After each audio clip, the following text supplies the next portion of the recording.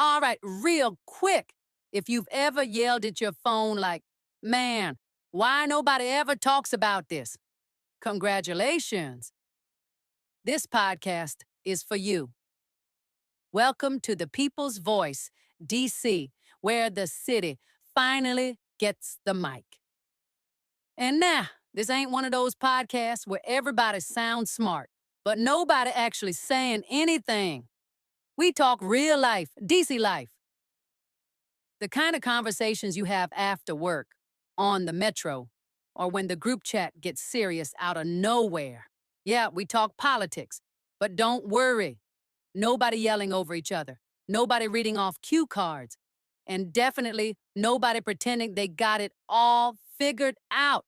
We're talking housing, money, schools, mental health, culture, faith, purpose, relationships, basically all the stuff that actually affects your life, but somehow never gets explained right. This podcast is powered by Rising Voices of Politics and founded by Reverend Michael Campbell. But listen, you don't gotta be a politician, a preacher, or an expert in nothing to belong here. If you got opinion, questions, or just a story to tell, you already qualify. And the energy, chill, honest, a little funny. Sometimes deep, sometimes light, but always real. Catch us live every Wednesday at 6 p.m. on YouTube and social media. Miss it? Cool. It drops the same night at risingvoicesdc.org, and you can listen anytime on Spotify.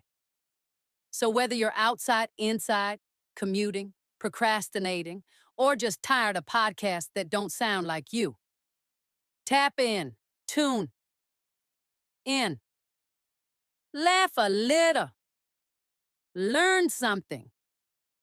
This is the People's Voice, DC, where the conversations make sense.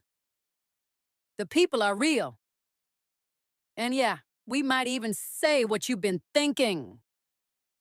A few years back when I ran for office, I did a poll, Yeah. a local poll, not on anybody's budget, not not on anybody, not on anybody's funds or anything. Oh, the PTSD. No shade, Yeah. but not on anybody's funds. But I did a poll, and I was trying to just get to learn my Latino X community a little bit better. Sure. So what's most important for them? And the number one thing that came up, this was 4 years ago, Right. was environmental justice. Yeah. And I was completely surprised. Yeah. I was like, wow, this is very important, not only to the Latino X community, but the poll for younger voters between 18 and 25. Environmental justice was at the top of the list. Yeah. So I'm looking at some of your plans, some of the things you're talking about, Yeah. more so criticizing, should I say, but being honest about. Yeah. DC residents continue to live with polluted air, plastic Absolutely. waste, and waterways burdened by decades of neglect. East of the river face higher exposure to heat, flooding, and environmental hazards while receiving fewer protective investments. Children, Right. and I know this to be true, suffer from asthma Yeah. and respiratory illness linked to unhealthy housing, while public dollars are spent treating illness instead of preventing Yeah. it. We must be proactive and not reactive. Absolutely. The district allows new fossil fuel infrastructure that locks residents into higher costs and long-term harm.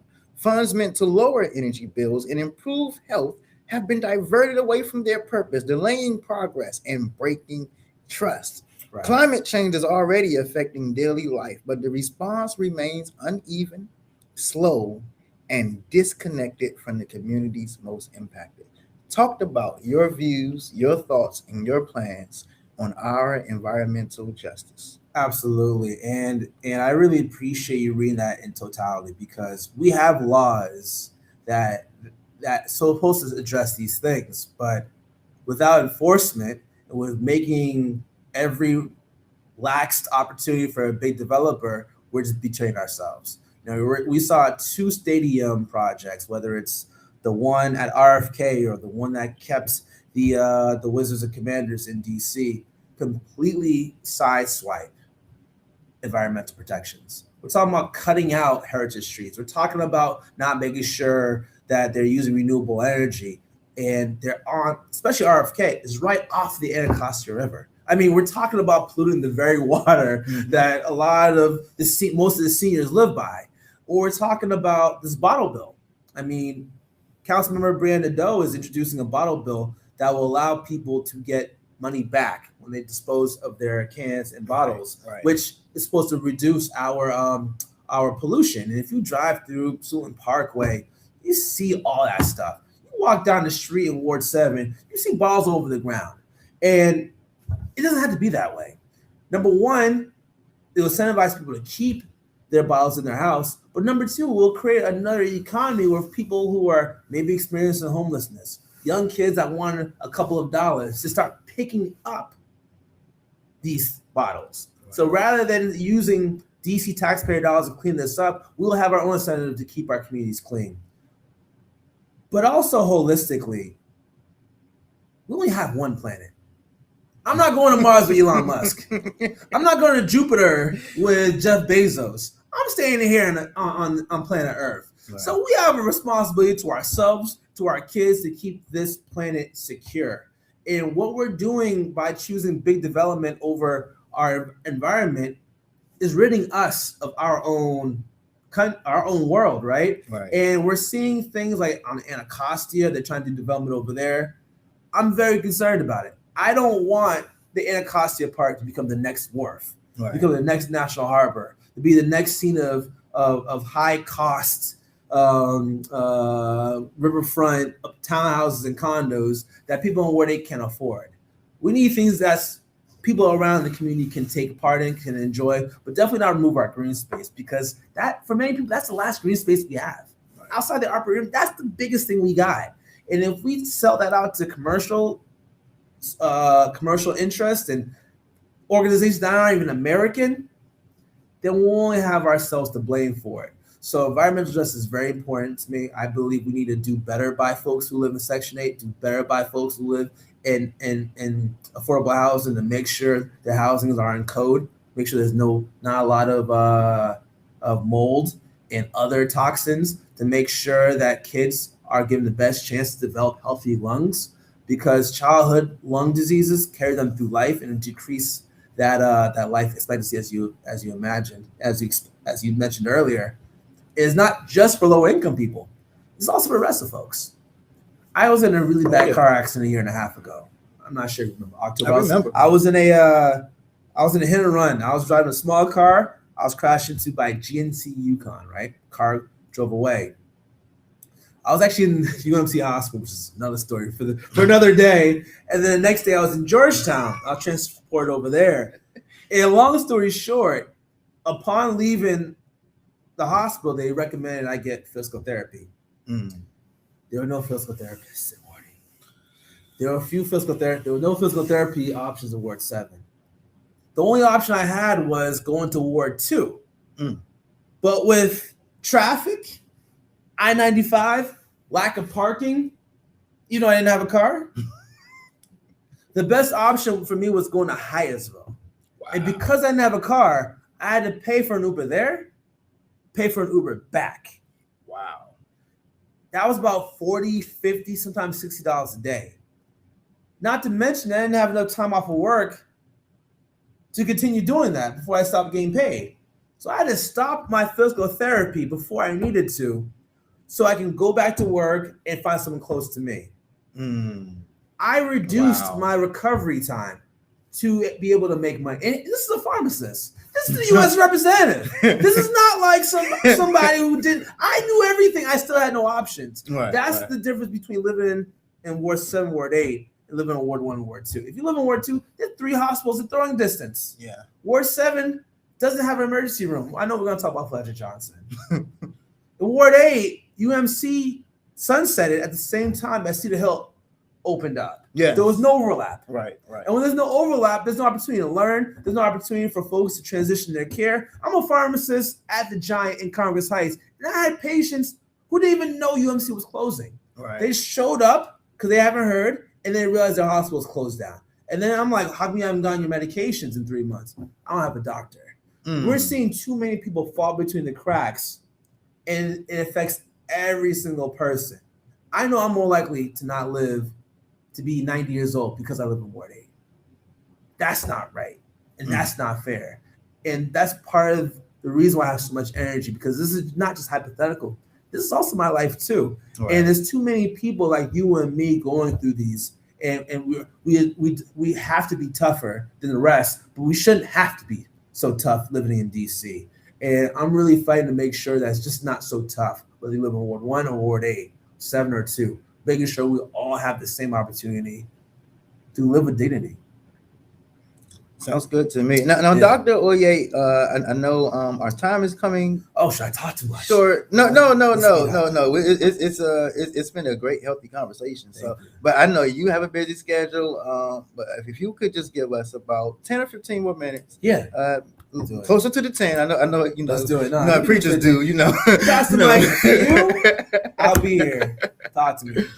But there's a few more issues. Yeah. And first, I want to get to exactly which you already kind of have already brought up, and that I want to talk about is this issue with Fletcher Johnson.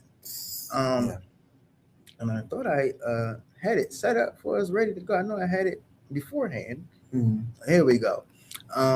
So yeah, here's an email from the market director, Miss Susan LaRosa. Yeah. I'm sorry, Miss Susan. You know, I will put you out there. But thank you for your email regarding the timeline for the Fletcher Johnson FED. We are experiencing unexpected delays related to demolition. Right. And the FED is expected to open at the end of 2028, beginning of 2029. This isn't just a couple of months. Right. This isn't a year. This is more. Right. This is ridiculously more. Right. Ward 7, east of the river, we have been waiting forever for this. We have been talking about the development of the parks at Fletcher Johnson forever. Right. This is an ongoing, consistent problem in our city. Is things that our people need. It seems like the city's leadership take their time on. Yeah. Things that our people need.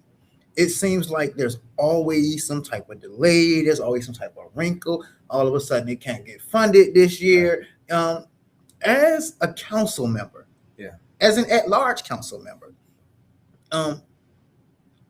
how will you fix this? These problems? Like, how will you hold, number one, your colleagues accountable? Sure. Healthcare justice is a critical issue to me. I mean, upon joining the council, I would be the only first pharmacist, healthcare worker, and probably first east of the river at-large council member at least 5, 6, 7, 8 years to be at that table. And it's really important to have an at-large council member from east of the river because we don't have geographic boundaries. We can have conversations in Ward 2, Ward 3, and beyond, and bring it back to 7 and 8, as we mentioned earlier. And when it comes to accountability, there's nothing like walking those streets on a daily basis. You know, I live in Ward 8, and we didn't have a council member for 6 months. And every at-large council member said they were going to hold down Ward 8. They were going to come to Ward 8 every week. They will make sure our needs are met. It just didn't happen. It just didn't happen. We had a town hall for maybe each one of them. One of the council members made a couple site visits at some apartments. But when you don't walk these streets, when you don't use that grocery store, when you don't sprain an ankle and realize you have nowhere to go because you live east of the 95, then your perspective isn't this perspective. And I'm thinking about the seniors that lost their CVS on Branch Avenue in Ward 7. And they were told, don't worry about it. You can go to Skyland. Skyland's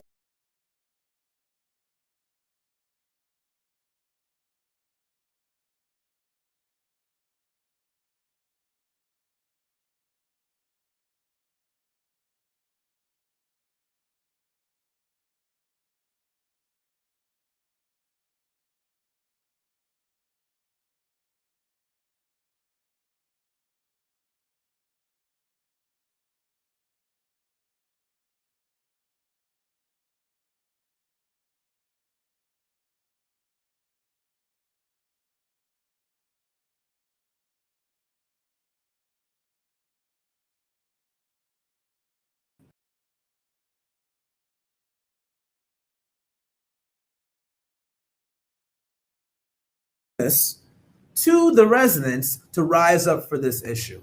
We know what happens in other parts of this country when they start complaining, things start moving. And what we're seeing right now is a consequence of maybe some conversations begin and end in Ward 7. Maybe some people speak in a church, but they're not able to take that conversation to an oversight hearing. And when you have someone that lives this side of the river that knows healthcare, it makes a huge difference, because it's not just going to be on the Trayon Whites or the Wendell Felders to handle these conversations by themselves. That's 2 votes out of 13. But having an at-large council member who can shake the pot, who can step over boundaries, step into any neighborhood and say, we need equity, is worth its weight in gold. Yes. It's worth everything. Because as a healthcare worker, ain't nobody gonna tell me more than me about this. I've talked to the mayor, I've talked to certain council members, and we talked bar for bar, and I haven't even looked at legislation. This is my life. This is my life's work. So they can't tell me more than what I've been doing for 12 years as a pharmacist, not only living in Ward 8, but working in Ward 8, working in Ward 7, touching these streets and knowing exactly what needs to be done. So not only will we bring the accountability, but we also can name the price of what should be happening, and we can move everything in the right direction, because there's going to be very few people that have the experience that I have that will disagree with me. Right. We're talking about, I know with Dr. Jalon Burton, she's a healthcare worker at Ward 7 turning away Medicaid because it doesn't pay enough, doesn't pay often enough. Sometimes they miss their payments, and she just can't survive on it. So she'd rather take a couple of dollars from someone privately and work it out with them versus even going through the whole Medicaid situation. That's why we have fewer pharmacies and physical therapists and advanced care people, because in Ward 2 and Ward 3, where they have fewer Medicaid patients because it's income-based, they're willing to deal with it on an ongoing basis when it comes up. But if you're Cedar Hill Hospital, if you're Fletcher Johnson in Ward 7, and people losing their Medicaid and all those things, you might have to shutter your business because you can't thrive off of it. We need to do better. We need to have better outcomes. We need to make sure we're not concentrating worse outcomes in Ward 7, Ward 8, because it's easy to do so. Mm-hmm. I appreciate the fact that you can hear someone's response and know if it was rehearsed. So I appreciate that you genuinely care. Yeah. That it definitely means something to you. Let me tell you, the guy has been working hard as a DC rep. And in case you guys didn't know, this is one of the positions in elected office that you just don't get paid. So not even just get paid. You don't get paid nowhere. You're at the bottom of the totem pole, but but more importantly, like, people like you show me it's not about counting your time, it's about making that time count. Yes. And I've been blessed with relationships and the coalitions behind the work that we've done. Nothing that I've done in office is based off of how good I am or how smart I am. It has everything to do with people like you calling me up, like, hey, do this next expungement clinic at Marshall Heights. There's people over there. Do this business seminar to teach folks how to do this. Bring the government into the room so they can see 100 Black people talking about business. Not talking about who got shot, not talking about the Wizards game yesterday, talking about straight business. Yes. Because it's really you guys that made this office go. It was me that just smiled for the picture and had the occasional bad idea. Like, all the bad things that happened, blame on me. All the good things that happened, contribute that to the people like you, Pastor David, like folks who really cared about making this work have impact. Right. I love it. So the last thing I want to definitely focus on, but definitely not the least, is Oye fights for housing. Yeah. Dr. Oye believes ending homelessness is impossible. I mean, it's possible. Yeah, don't misquote that. Hey, man. I don't believe that either. I don't believe that either. That's Trump speaking. Don't get me out. It might be something with me being forced to drink this Starbucks. But Oye believes ending homelessness is possible and urgent. He'll partner closely with the great The Way Home campaign and organizations led by people with lived experience to advance to a true housing first approach. Right. Dr. Oye Mhm. opposes encampment sweeps and Right. criminalization that destabilize people and undermine housing efforts. He will stop the pipeline into homelessness by fully funding ERAP. Let me say Yes. this again. By fully funding ERAP, because it seems like every year ERAP has like $400 and that's it. Yeah. As soon as 3 people need help, they're dry. Yeah. You know, but pairing it with a right to counsel, Yeah. love that. Protecting renters during temporary crises, raising wages, expanding social housing, and supporting expungement and reentry so people can stabilize. Those that know me know that I am a big supporter of Yeah. the council member Janice Lewis George's Green New Deal. So I'm definitely a big supporter of social housing. I think it would do so much Right. for us. He will strengthen landlord participation by guaranteeing faster payments, reducing administrative barriers, and expanding partnerships with mission-driven housing providers. I just wanted to read that last part, that he will strengthen landlord participation. Right. Oftentimes it is kind of thought of that it has to be this type of either or mentality. Right. And I wish that we as a people would get away from that. We can create a DC where those who are developers, those who have put the time, the work in, who had aim of becoming entrepreneurs, Sure. of building housing, they can thrive, they can succeed in DC. Yeah. Without being landlords that suck. Right. I don't know how to put it. Without allowing our buildings to decay. We all know that I'm from Potomac Gardens, where even to this day our buildings are ridiculous. And I mean, 10, 15 years ago when I was living there, the buildings were ridiculous. So and 10, 15 years before that, before I was there, when my grandparents were there, and my aunts and my mom was there, like the buildings were ridiculous. So I'm talking about a 45, 50-year period where it was just, it's been the same rat infestation. Like, how are you going to do this? How are you going to make this succeed to where the landlord can prosper and the tenant could have a safe, healthy environment to live? Yeah, so you asked me a very nuanced question, and I want to first preface it by saying, if elected, I'll probably be the cheapest council member ever. I hate spending extra money. I go to MGM and I go to the front because they give you free soda. That's what I drink. I preface it to say it like this: it costs a fraction of the money to keep somebody in housing than it is to get someone from homelessness into housing.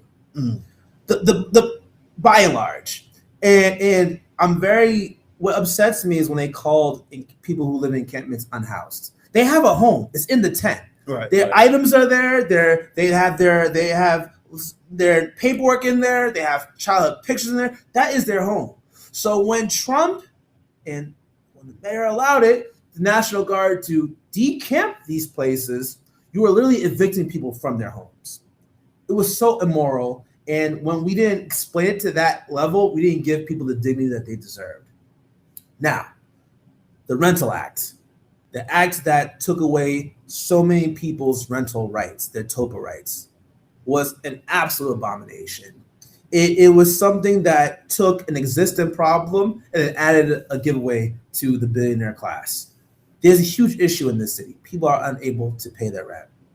But we've divested in ERAP. We allowed tens of thousands of federal jobs to be disappeared and didn't support folk. But rather than addressing people's ability to pay rent, they took away people's rental rights. We have to restore people's rental rights because just about 10, 15 years ago, when people were developing in this city and investing in this city, they still had their rental rights. And I'm going to interject. I'm going to let you finish, but I'm going to interject and just remind everyone that the champion and main author of the one who of the Rental Act is also the one who's running to represent our city in Congress, and that's Councilmember Robert White. I don't want Dr. Oh yeah, I know he's Sure. but it's our organization's job is to inform the people, educate the people, and let you know exactly what's going on. And it's something that we heavily opposed, something that we voted on in our organization to oppose, that we are not supporters of. There were amendments to it that we did support that we are happy that did pass. But overall, we were not supportive of the Rental Act. And so we want that to be on the minds of our listeners, who support what, who introduced what, who voted for what. And so I wanted that to be known. But you can go right No, ahead. I understand, and I believe the mayor was also involved with, Of course. with introducing the Rental Act as well.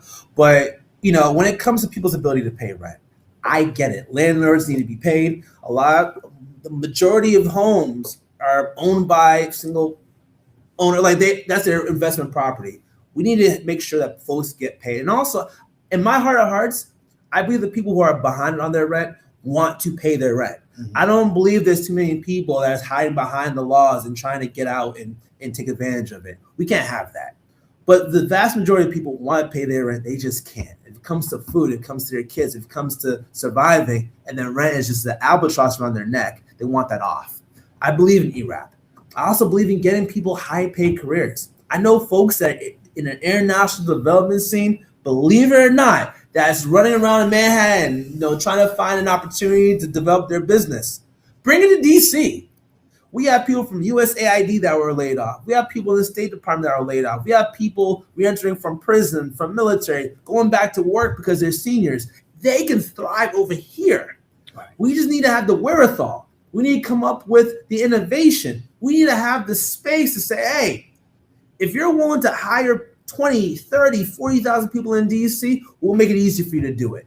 Because that's how you build up the grassroots. That's how you help someone who's been behind on their rent to have a job that they can now afford to pay it with dignity. That's how you get these landlords paid for the investment they're making in DC. And in my opinion, if people are paying their rents in DC at a higher rate, a sustainable rate, all of those developers who are afraid of coming to DC would say, you know what? We know we get our ROI. That's how we build solutions that are fair to everybody. But we can't do it by choosing the corporates and developers and saying, damn to those who can't afford it. No, we can't turn our back on those who've been living in DC for the past 20, 30, 40 years, say you're on your own. That's not fair. They built DC. Yes. They deserve to stay in DC. And you're talking about these grandparents who don't have that high earning potential. That's when we invest in their kids, making them become scientists. So as we fall short as a government, I know there's somebody in that house that can be making six figures that can take care of all of this. Mm-hmm. Love it. That if someone's displaced, they can move in with their kids who now live in DC. Yes. That's yes. how we rebuild the nation's capital. That's how we keep a little bit of that chocolate back in Chocolate City. And more importantly, that's how we look back at this legislation, be proud of what we've done, not try to hide when we go to communities that are hardest hit by displacement.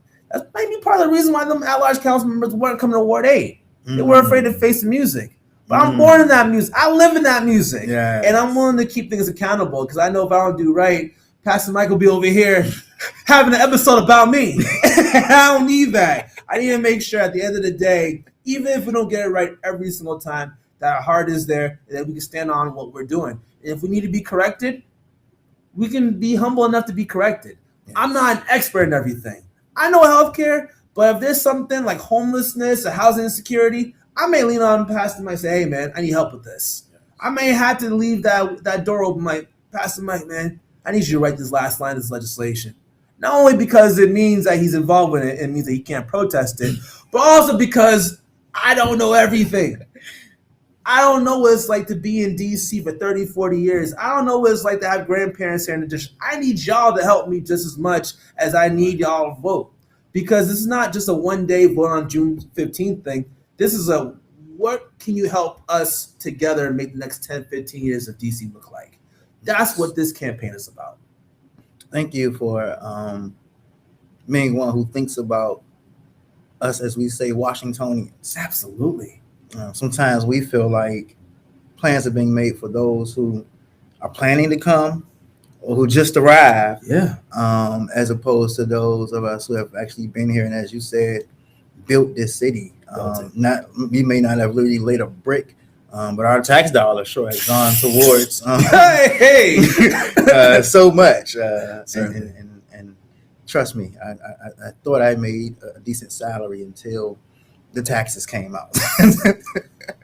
My finger is no ring on it. I can't afford it. One time I did overtime on a job, and I was like, "This is surely going to be great." It's really no difference. You got a couple $100. You're like, man, that was 10 hours, man. Taxes will change your mind on a lot of things, especially OT. It's serious. It's serious. Well, I want to just do a plug in about our organization really quickly. Don't forget about our book club, people. Join us for reading the latest award-winning and mind-stimulating books. We have bi-weekly meetings. You can email us. You can text us. You can visit us on our website. But we have a book club. We believe that we want to bring back that tradition of coming together and reading books and talking about them. You can learn so much just by coming together and discussing what you read in a book.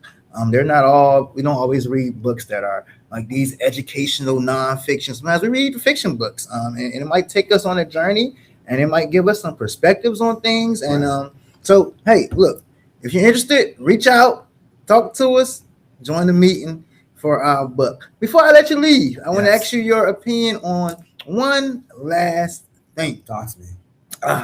Our DC police chief, who is also a co-laborer in the ministry, has resigned amid homicide data manipulation investigation by our Republican-led Congress, should I say? Right. We've seen the headlines where she said, respectfully, F you. And she forgive you. Right. Whew, almost Christ-like. Halfway. Yeah. But no, I definitely understand where she's coming from and some of her personal feelings, some things that she's had to endure. As a council member, what would you look for in a new DC police chief? How would you address the allegations of data manipulation? Which I don't believe to be totally untrue. Okay. But I also don't believe to have just started at the command of our police chief. Today data manipulation is definitely a serious accusation. It deserves an investigation, not only in times when the investigation is being called upon, but just in general when it comes to, what we call faith in our police force and law enforcement. But I also made it a point to make a statement in thanking Chief Smith. This was not an easy job. We're talking about a president who's flimsy as all hell, who threatened to take over every little thing. And even in a police chief who wants to stay apolitical, it was impossible to do in DC. That's not a state. The president did a National Guard takeover just because a kid got jumped. He is demonizing our mayor at every moment space and threatening to take out our home rule. I mean, earlier this year, I went to Utah to basically protest the Bowser Act, called the Bowser Act, which is basically going to take away our ability to elect our mayor and our council. I went to Senator Lee, who was the introducer. I went to his backyard in Salt Lake City, talked to his voters, talked to his legislators on the local level, and talked to the media. Because we don't believe in just crying over here. If you mess up in my house, I'm going to go to your house and mess things up too. And that's what we did. And I think that as a city, we had to fight for ourselves. I'm fighting for our chief. I want to make sure that a Black woman is not maligned by a racist president. And I'm willing to call him a racist because that's what he is. And I think it's important that we have leadership that stands on business and stands on that. So yes, I want to make sure our new chief, like we had Newsom in the past, had Conte, and then Smith, is somebody that's also in the community. I've seen Pam Smith at at the Washington Mystics game. I'll tell you a story. I was like sitting courtside because my friends got me some tickets, and she was walking by. She wasn't wearing her uniform. She was wearing a hoodie and she was with some friends. You know how you like say somebody's name but not loud, so if she don't know you, you ain't embarrassed. but like, you know what I'm saying? I'm like, yes, that's Pam Smith. And she looked at me. She had no idea who I was and still said hi. Wow. And I think that's important to have folks who don't let the job get to their head. Yes. Don't have the ego. They're personable. And knowing that she's a woman of faith, knowing that she's somebody who's well-grounded, knowing somebody who took over at a really bad time. Ooh, tough time. And still Yes. led us with honor, I think is important. Like I said, the allegations are serious. There are some people in the police force that claimed that the place was not to their liking. That some that predated Chief Smith, some of them with Chief Smith, and I know the police union has been very active in talking about the data and statistics. But at the same time, we had a president who said that our 30-year low was not factual. But when he took over, talked about how safe he made it. So he likes his cake and eat it too. And we have to not allow politics to cloud our judgment. Right. At the same time, police is not the only answer in terms of public safety. Yes. It's empowering people like you. Is maintaining houselessness. Is making sure people have food. Make sure people are literate. And that's actually what I appreciated about Chief Smith. Absolutely. Is that she didn't approach policing as just traditional. How many people you lock up? That's not the solution. Yeah, you know, one of the first things she did when she took over, within the first 30 days, I was invited to a faith leader circle. Yeah. You know, and so she really cared about the community. She was always in the community. Yeah. And as you just stated, it wasn't a let's lock everybody up and scare the hell out of everybody approach. It was like you're trying to get to your own campaign. How is this stuff happening? Is it their housing? Is it their education? What can we do as a police force to better them in their life overall? And also, how can we start creating better relationships with our community? And so I definitely appreciate that. And I hate the way she went. Absolutely, but we also have to remind everybody: this White House is attacking Black women. They attacked former Vice President Kamala Harris. They still attack her. Yeah. They attacked Letitia James in New York. They attacked that board of governor for the FEC or somebody, like they were trying to say she had mortgage fraud. Yeah. Like they just attack Black women. When they got rid of these federal jobs, a lot of them were filled by Black women. Some of them are the primary breadwinner of their household. So you're affecting the entire family. They are warring against Black women. And I'm not going to allow them to make Chief Smith or former Chief Smith their newest target. We have to fight back. We may not agree on everything. She may not have voted for me, but we have to fight for Black women, especially those locally. Because if we turn our back on Black women and Black women leaders, then where are our values? Especially as Black men who are running for office. They're attacking Mayor Bowser. Like, we have to fight for them. We may disagree on things. We might disagree on absolutely everything. Right. But as DC's representative, I'm fighting for them because they are the ones that break the glass ceiling for the next Black woman in uniform want to become a chief. Is she going to say, well, if I get this job, maybe the president's going to attack me on my way out, forcing me to resign early? Or if I become a Black female mayor, do I have to deal with a racist president? They need to make sure they have backup. And I'm here as a backup. That's right. That's right. I love it. Man, you know, I encourage everyone to definitely check out Dr. Oye. I've known my brother for some years now. I can actually say that. I can actually say that. Like, it's go back. Wow. You know, the time flies in DC politics. But yeah, brother, I just wanted to give you the last word. Absolutely. And tell people how they can support you, how they can reach out to you. And then we're going to go ahead and close out the show. Absolutely. And as you can see, we are a people-driven campaign, but it doesn't mean I'm anti-business. It doesn't mean I'm anti-wealthy person. But I do what I do for the folks who can't wait for good legislation to come their way. Whether I win or lose, Jeff Bezos is going to be fine. Elon Musk is going to be fine. The billionaires living in DC going to be fine. But I do this for the people who can't afford to have bad leadership. Folks living in Ward 1, the Latinx community, who's concerned about ICE collaborating with MPD. The Ward 8 resident who's afraid of being pushed out to Oxon Hill and all these other locations. Talking about the business owners who are seeing their margin decrease because their business rent is getting higher and higher and higher, and they don't think anyone's paying attention to that. We're talking about not only freezing rent for people living in homes, but also for businesses that have been here for the past 10, 15, 20 years. Mm-hmm. I know hairdressers who've rent gone from $2,000-$3,000 a month to now having new ownership of the building, charge them $10,000 a month. These things affect our affordability. These things affect our culture, and it's really important to have leadership that's pointing this out and making a difference. You can follow me at vote4oye.com, vote number 4 OYE.com. Our social media is also Rep OYEDC, REPOYEDC. But more importantly, if you live in DC, go outside, because I probably won't be too far from. We're really trying to, not only win this race, but really change the way the city is being run.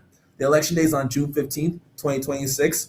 Please vote for me. Please rank me number 1, because we have ranked choice voting, and we also have mail-in ballot opportunities as well. But again, rank me number 1. Don't rank me number 5. Rank me number 1, because it matters to do it that way. But most importantly, I've been really privileged through life.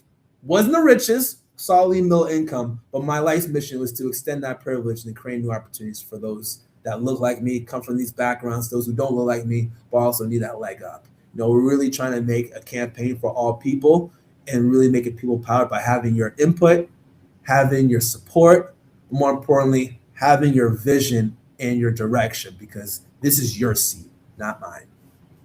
I love it. I love it. We thank you, Doctor, for joining the show. And I just want to say before I leave, hey, look, if you want to catch me on this Friday night, listen, shout out to Ward 8. Shout out to Today's Pizza.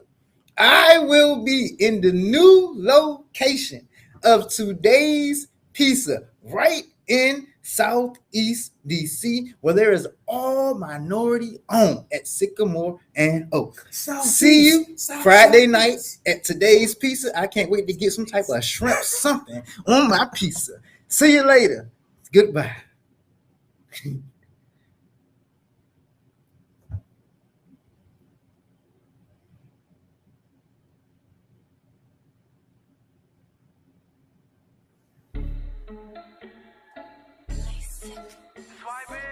Swipe it, squad boys. Hey.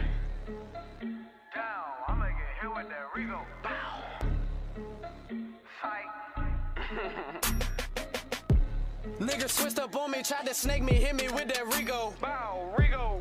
Dirty swiper, dirty Taliban, I hang with dirty Migos. Dirty swipe, I'm way too trifling, I might just go nut an amigo. She a slut, she gon' fuck for a kilo. Just look at me now, bitch, I started from zero. Friendly neighborhood hero. I do this shit for my people. The shit that I do is illegal. Squad boy, I fly like an eagle. Niggas hating, just know that I see you. Don't let the look, I get to see you.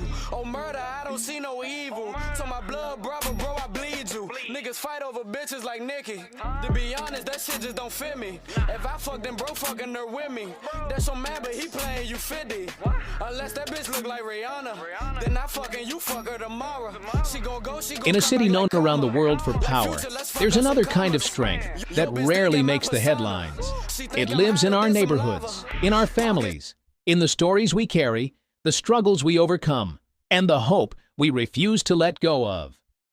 This is The People's Voice, DC, a podcast presented by Rising Voices of Politics, an organization committed to uplifting community voices and building people-powered change from the ground up. Founded by Reverend Michael Campbell, this space was created to honor conversation, connection, and the belief that every voice carries value. Yes, we talk politics because policies shape our daily lives. But this podcast is about more than politics. It's about community, about faith and purpose, about culture, creativity, and healing, about parenting, mental health, justice, resilience, and what it truly means to show up for one another. Here, parents, workers, organizers, artists, leaders, and everyday residents come together to share real stories and real perspectives, without pretense, without fear, and without being talked over. We don't chase sound bites. We don't deal in division. We create space for honest dialogue, thoughtful reflection, and conversations that move us forward, as individuals and as a community. Because change doesn't only happen in council chambers or behind closed doors. It happens in living rooms, in classrooms, in faith spaces, in neighborhoods where people decide they care enough to speak up and listen. This podcast exists to inform, to inspire, and to remind us that our voices matter in every area of life. So whether you're here for insight, encouragement, challenge, or connection, welcome to the People's Voice, DC. Let's talk. Let's grow. Let's rise together. In a city known around the world for power, there's another kind of strength that rarely makes the headlines. It lives in our neighborhoods, in our families, in the stories we carry, the struggles we overcome, and the hope we refuse to let go of. This is The People's Voice, DC, a podcast presented by Rising Voices of Politics, an organization committed to uplifting community voices and building people-powered change from the ground up. Founded by Reverend Michael Campbell, this space was created to honor conversation, connection, and the belief that every voice carries value. Yes, we talk politics because policies shape our daily lives. But this podcast is about more than politics. It's about community, about faith and purpose, about culture, creativity, and healing, about parenting, mental health, justice, resilience, and what it truly means to show up for one another. Here, parents, workers, organizers, artists, leaders, and everyday residents come together to share real stories and real perspectives, without pretense, without fear, and without being talked over. We don't chase sound bites. We don't deal in division. We create space for honest dialogue, thoughtful reflection, and conversations that move us forward, as individuals and as a community. Because change doesn't only happen in council chambers or behind closed doors. It happens in living rooms, in classrooms, in faith spaces, in neighborhoods where people decide they care enough to speak up and listen. This podcast exists to inform, to inspire, and to remind us that our voices matter in every area of life. So whether you're here for insight, encouragement, challenge, or connection, welcome to the People's Voice, DC. Let's talk.